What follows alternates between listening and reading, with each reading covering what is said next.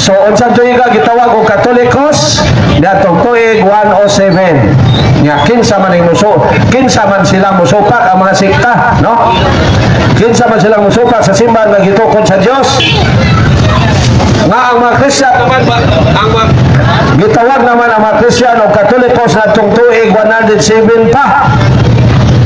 Pagabot sa tuig 180, ang mga Christians may paila na sa ilang reliyon, sa Latin, Sanctam Catholicam Ecclesiam. Sa English pa, Holy Catholic Church. No. Unsan tuiga gitawag ang Christian religion o Holy Catholic Church tuig 180. Tuon lagi sa history mga igsoon. Salamat po. Sinta pangidad sa kalibutan. Ang Christian religion may paila na sa ngalang Holy Catholic Church, Sanctam Ecclesiam Catholicam. Ya, so pakon lang nagbaptis Methodist Foursquare o banta. Mga na mga igsoon na tuon yun ta. Now, pag-abot sa tuwing 313, ang mga Christians na hatagan at kagawasan sunod sa 300 katuig nilang pag-antos. Muna yung mga igsoon pagtuon sa history. Sunod sa 300 katuig ang mga Christians gilotos o gipatay. Hinungdan na nagtago-tago sila sa mga man-made nga mga tunnel. Mugawas, musulod sila alas 6 sa buntag, mugawas sila alas 6 sa gabi.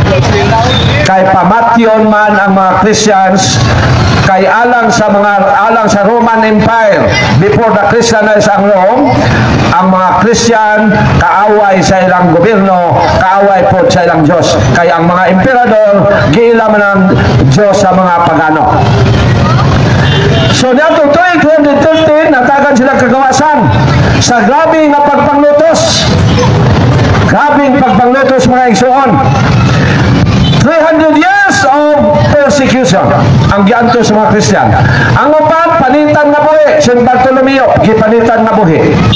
Si San Pedro gilansang sa cross, gibaliktad, pero siya may ingon na baliktad ako. Kaya sa English pa, because I am not worthy to die like my master. Nadili daw siya ang ayan na mamatay sama sa pagkamatay sa iyang magtutulo. Muna gibaliktad siya. Si St. Andrew gilansang gyapon na sa letter X. Si St. James giulong sa kampanaryo, pagtungpa sa umos buhi pa gimaso ang ulo. St. Bartolomeo gipanitan na buhi. St. Blandina babae gipaguyod sa kabayo hangtod mamatay.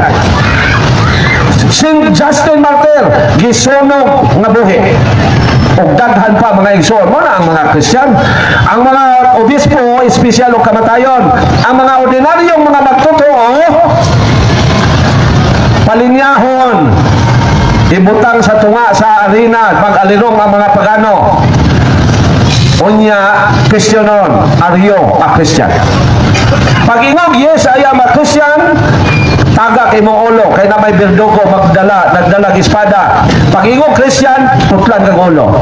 Aryo Christian, no, buhian ka. Aryo Christian, yes, putol ang ulo. Aryo Christian, yes, putol ang ulo. Aryo Christian, yes, putol ang ulo. Ang uban ipakaon sa mga leon. Mao na ang kinabuhi sa Christian mga igsoon sa 300 katuig sa iyang pagsugod. Pero ang question, nganong daghan mang Christian ang nadakpan? Munang basa lang tag history mga igsoon, ayaw gyud mo padala ng mga pastor kay mini na nga magtutudlo. Basa kita sa kasaysayan. Kay 2024 ang edad karon sa kalibutan. Sutuna nato asa ang Christian religion diya, kano sa natukod, kano sa nagsugod. So, ang uban ipakaon sa leon na buhi. Mao na ang ilahang giantos, pero ang question, nganong daghan ng Christian ang madakpan? Kaya ang mga Christian, mga igsoon, manguros man di ay sila. Ang mga Christians, manguros, mga igsoon, mo nang madakpan sila, mo nang gimando sa Santo Papa, ayaw sa mo panguros og dinagkok. Madakpan ang mga Christian sa una, bisag nagtago-tago sila, kay manguros man sila.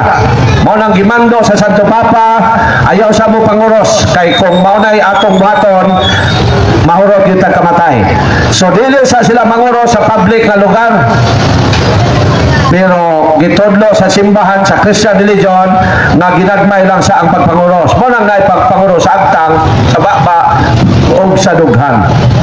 Putol sa makakita nga Christian mo dool igsuon ta Christian ko. Pero kadtong wala ka batikod nga mao na sign sa Christian, dili sila ka-detect. So mao na gibuhat mga igsoon sa mga Christians. O pag-abot sa tuig 313, gigamit sa Ginoo si Constantine the Great. O kay aron ang mga Christians matagan og kagawasan. Ang Ginoo naguban man sa iyang simbahan, hinungdan na natagan mo silang kagawasan. Pinagi ni Constantine the Great na gigamit sa Ginoo aron mao'y mo declare ng mga Christians dili na lutoson. So si Constantine the Great na siya gubat bali ni Maxentius, o si Constantine the Great kamay lang ang sundalo. Ang kang Maxentius 120,000, ang kang Constantine the Great is only 25,000. So tungod niya na nag-ampo ang inahan ni Constantine the Great na si Santa Elena, natabangan sa Ginoo si Constantine the Great nga mudaog sa gubat. O tuod man nakakita si Constantine the Great og pananahon o tok-totok, og nakita niya, kita siya kahayag sa langit nga hayag pa sa adlaw nga ang porma cross. O gibutang niya kini sa ilang mga taming, espada, flag o guban pa. O pag-abot sa adlaw nga magubat sila dito sa Milbiad Branch, ang ilang mga kaway nag-unay og patay. O dito mingon si Constantine the Great na gamanan Jod ang Diyos sa mga Christians. O iyang gideclare nga ang mga Christians dili na hilabtan. O mao nga ang mga Christians nakabato na o kagawasan. Pag-abot sa tuig 325, ang mga Christians may paila na sa ilang reliyon sa mga timaan, unam, sanctam, katolikam, et apostolikam. Sa English pa, the one, holy, Catholic, and Apostolic Church. O sa tuig ka, 325. Pila edad doon sa kalibutan? Sa Christian nga panahon, 2024. So, grabe, no? 325 pa ang edad sa kalibutan sa Kristiyanong panahon. Ang mga Christians, may paila na sa ilang reliyon nga one, holy, Catholic, and Apostolic Church. Unya, supakon lang ta ng Baptist, Methodist, Foursquare, Mormon, Sabadista, Saksi de Juba, Iglesia ni Cristo Manalo, Pentecostal, Uguban pa. Kung nagamo makaigsunan kung Katoliko, tuon yun mo sa atong pagtuo. Aron dili mo madala sa mga sikta kay mini na mga pundok, dili na tinuod na reliyon. Sakit, no? Pero huwag ito may mo makaigsuon.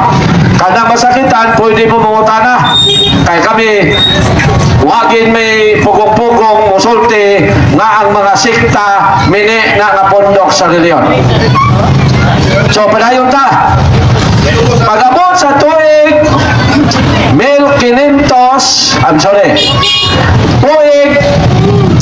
382, ang mga Christians may tikom na sa pulong sa Diyos aron mapalhin ngadto sa papel. Kay ang papel mga isuon may abot naman sa Israel 200 ang edad sa Christian religion. Ang nakaimbento sa papel mo ang nasod China before Christ, 200 BC before Christ. Naimbento sa China ang papel pero wala pa buabot sa nasod Israel. Niabot sa nasod Israel human mulabay ang 400 katuig. o pagdangat na pod sa laing 182 ka tuig nga mao ang 382 gimando na sa Pangulo sa Christian Religion nga ika-37 nga Pangulo nga mao si Pope Damasus na ang pulong sa Dios ibalhin na sa papel o gisugdan tuig 382. Pagabot sa tuig 386, ang pulong sa Dios nga nabalhin na sa papel gitawag na og Biblia. Unsang tuig ka? 386. Pagabot sa tuig 404 na humana og balhin sa papel ang pulong sa Dios daan og bag-ong tugon. Pag-abot sa tuig 1054 ang mga Katoliko nga nagwali dito sa East gitanggal na sa mga Katoliko nga nagwali sa West. Ang mga Katoliko nga nagsangyaw sa East mao ang Orthodox Catholic.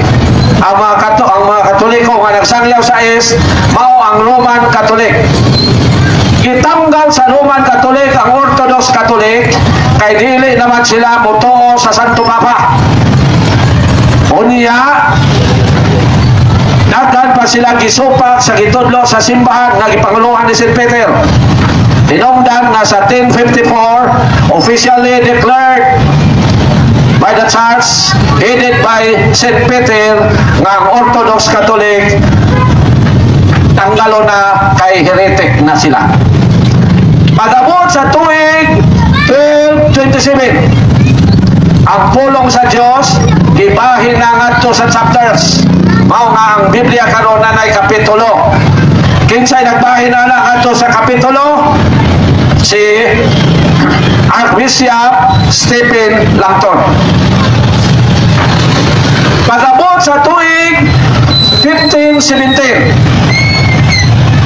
naanay pare na mibiya sa simbahang Katoliko. Ang maong pare mao si Martin Luther. Siya ang katumanan o siya ang ipasabot dinhi ni San Pablo sa buhat 2030 nga dunay mobiya sa simbahan gingon dinhi.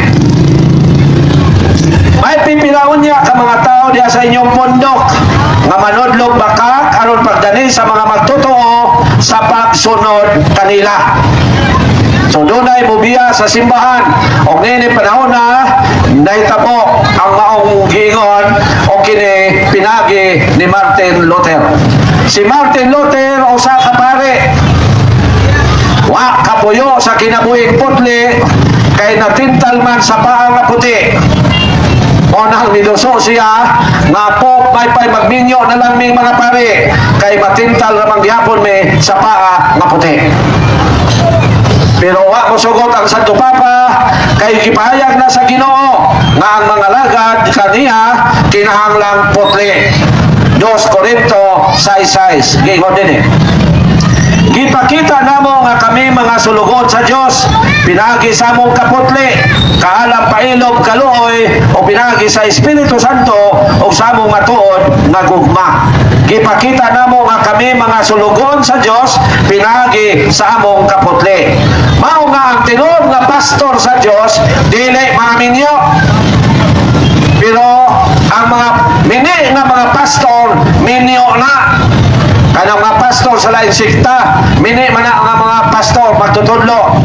So ang tinud nga pastor sa Dios nga mao ang mga pare dili minyo. Mao na ang gipasabot dinhi. Gipakita namo nga kami mga sulugon sa Dios pinagi sa among kaputli. So 1517 since si Martin Luther niatak naman sa pagtuo sa simbahang Katoliko, gitawag na siya o Protestant. Unsa tuiga gitawag si Martin Luther o Protestant? 1528. So uban mo labay ang 11 ka tuig si Martin Luther gitawag na Protestant.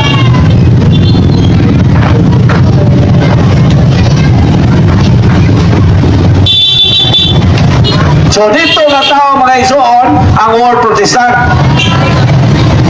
Kay si Martin Luther, nagsulat na siya og 95 thesis, mga sulat against sa Catholic faith. Iyang ipang-post sa mga simbahan.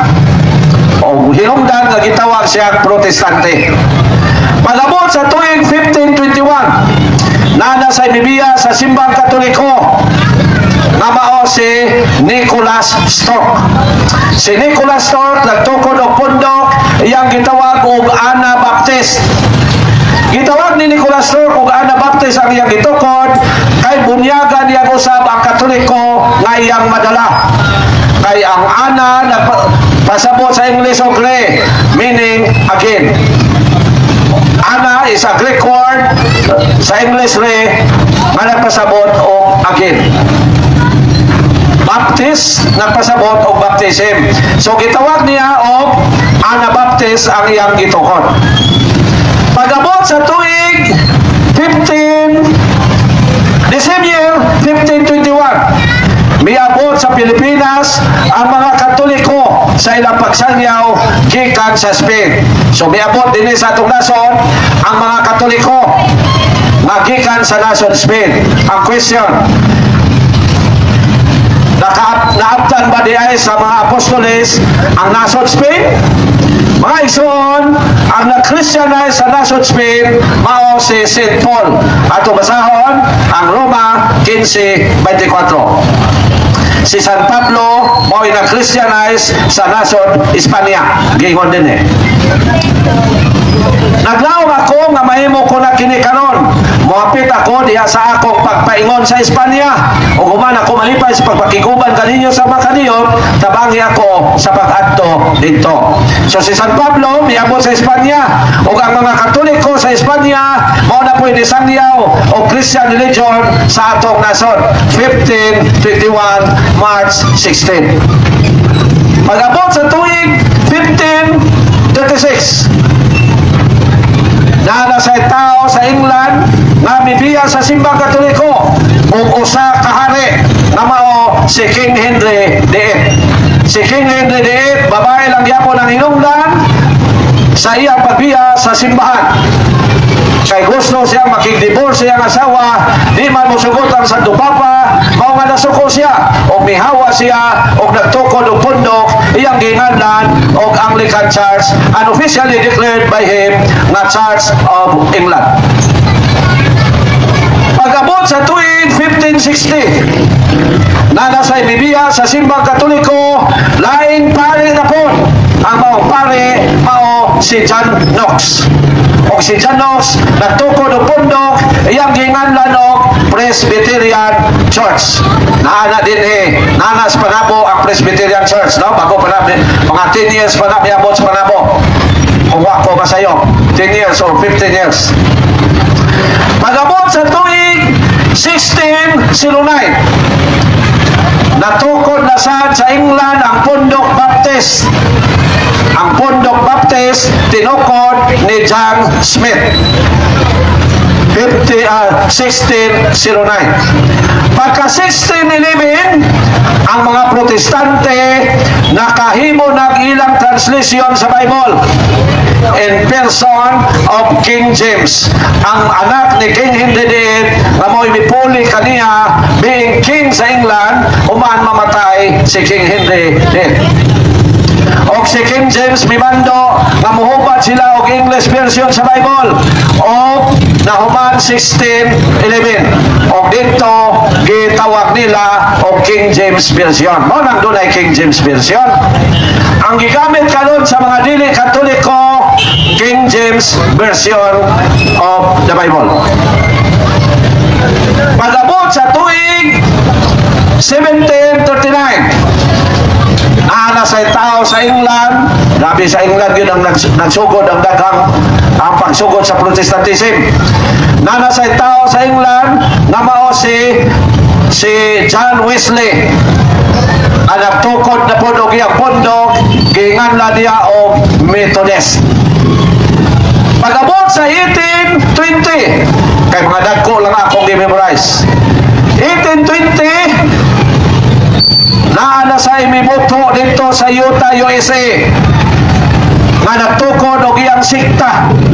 Ang maong tao mao si Joseph Smith.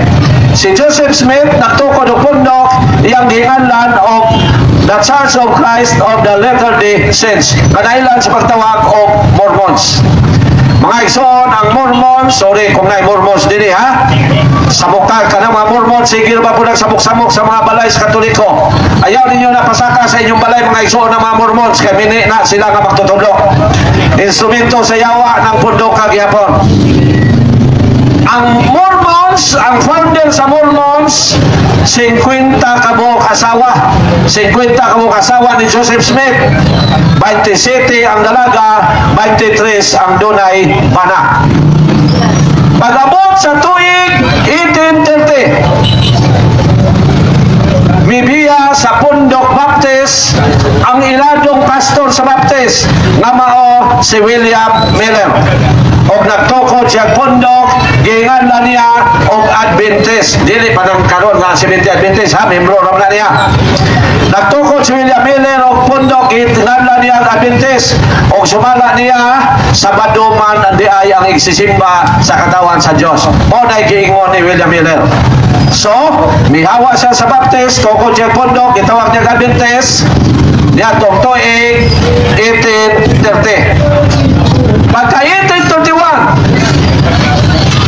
naanay unang tao sa Amerika nga migamit sa ngalang Church of Christ. Ang maong tao, mao si Alexander Campbell. Siya mo'y unang migamit sa ngalan sa pundok nga Church of Christ. Siya mo'y una, si Alexander Campbell, na tuig 1831. Pagka 1844, bitag na si William Miller na mubalik ang Ginoo. 1844 October 22, og dagan ang nagtigom sa plaza kay mutugpa daw si Lord Jesus dito sa plaza, pero wa magid mutugpa. Nabungkag ang iyang grupo ng Adventist og mihawa si Ellen G. White og si Joseph Baptist, si Ellen G. White og ang iyang bana nga si James White og ang iyang kaubang pastor nga si Joseph Baptist. Nagtukod sila pundok, gitawag nila og Sabbathist. Dinhi na nagsugod ang Sabadista. Dili man sila ganang tawag Sabadista, monang sa 1863, gilisan nila ngalan, gihimo nilang Seventh-day Adventist, monang dunay SDA.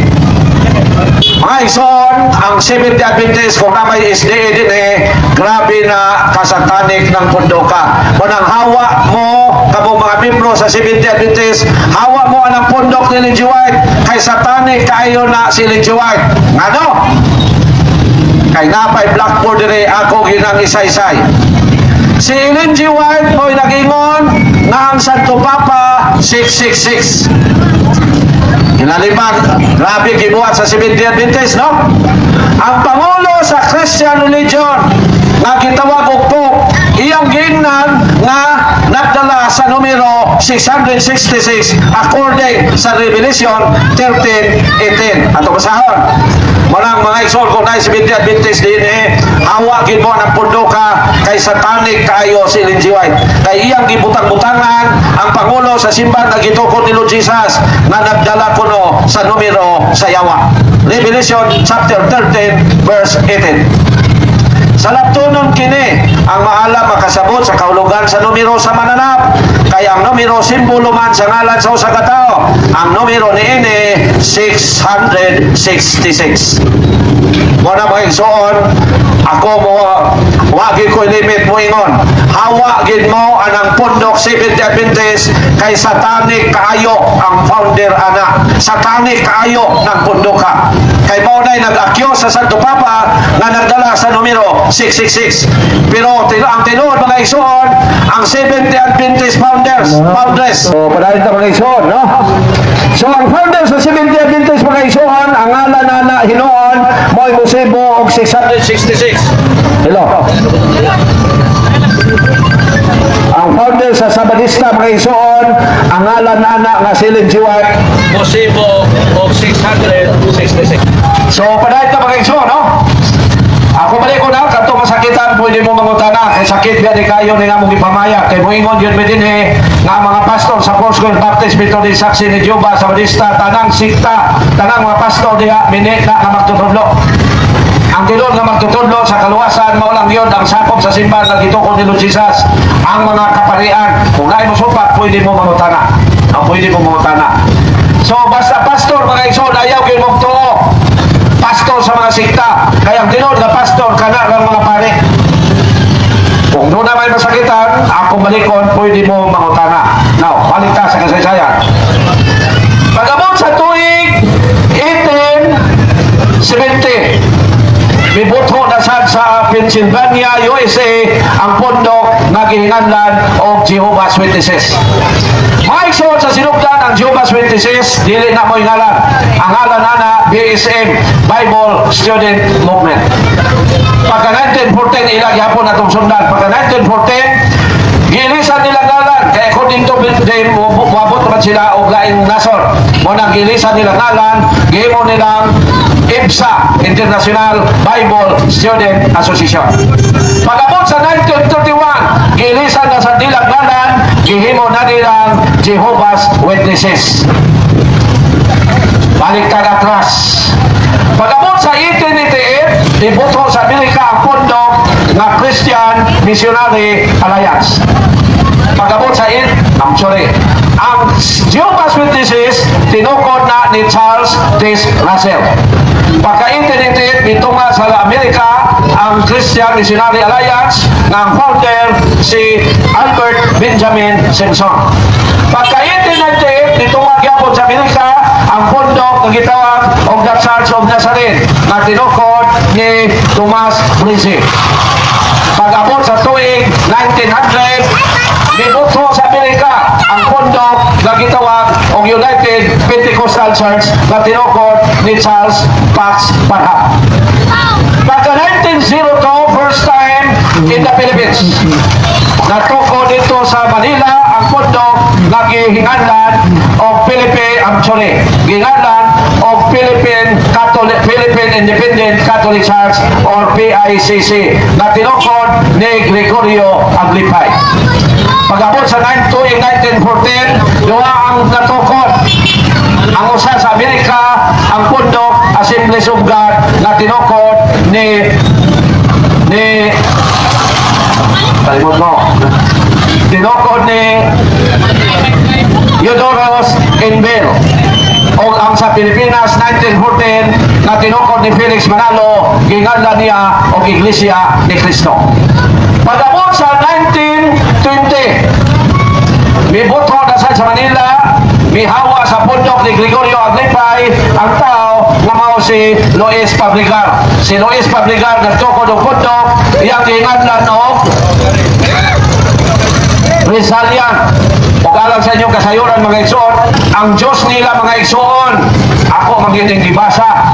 Ang Diyos sa pundok Rizalian, si Dr. Jose Rizal.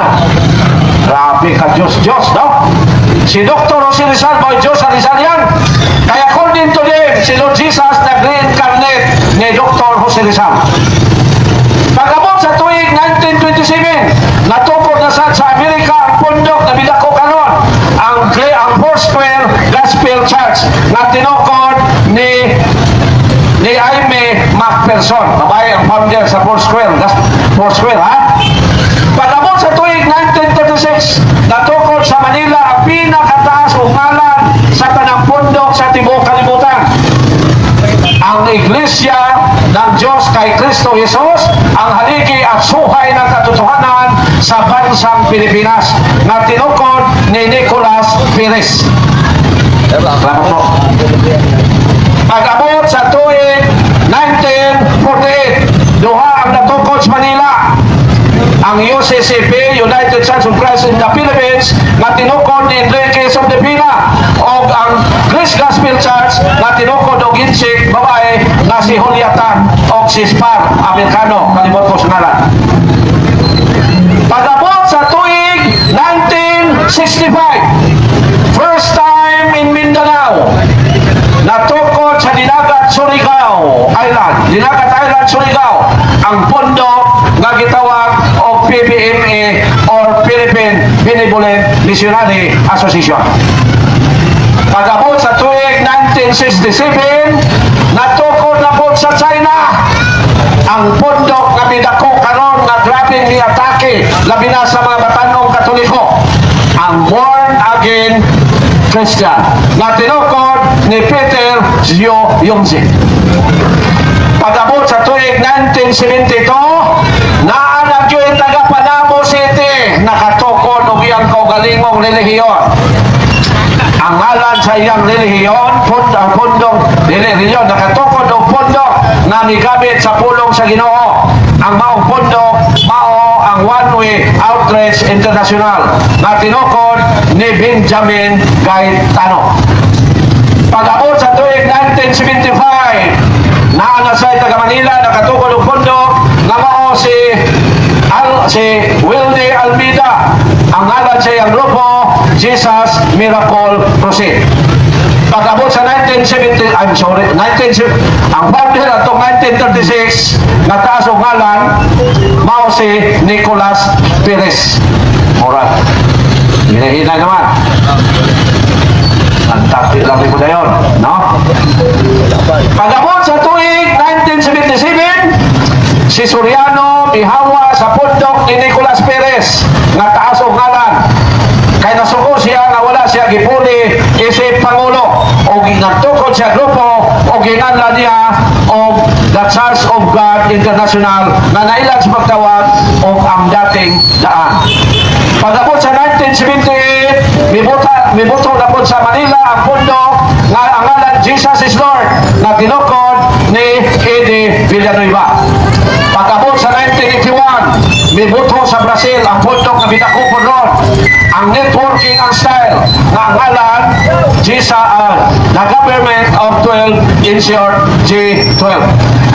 Pag-abot sa tuig 1983-24, in Davao City, naana po yung taong nagtukod na nagingon ay ang the Son of God.